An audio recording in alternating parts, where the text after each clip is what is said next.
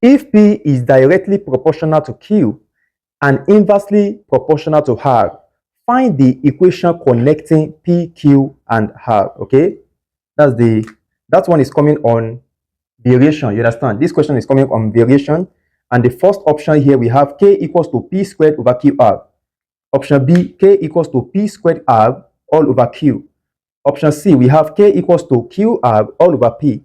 Option D, K equals to QP all over R. Option E, K equals to PR all over Q. Okay, this kind of variation is known as joint variation. You understand? P varies, P is directly proportional to Q and inversely proportional to R. You understand? Inversely proportional simply means 1 over, are you getting it? And directly proportional equals to, are you getting it? This is direct variation. Inversely proportional, this is 1 over Q. Are you getting it? And 1 over R. So if I want to write a single expression for this, I'm going to have P equals to, I'm going to introduce a proportionality constant.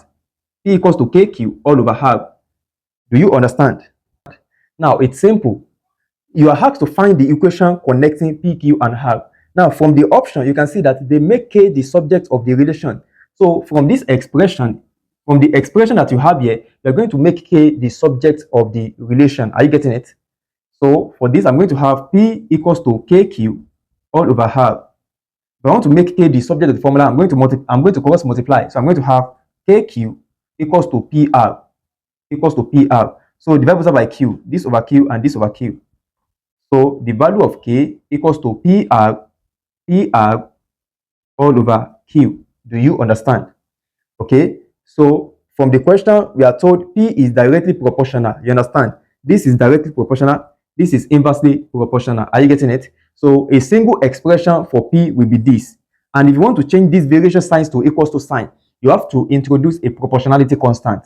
The goals of the proportionality constant is to tell the degree of variation that exists between the variable that you are dealing with. You understand? So it is this constant you are going to make the subject of the formula. So K will be equals to PR all over Q.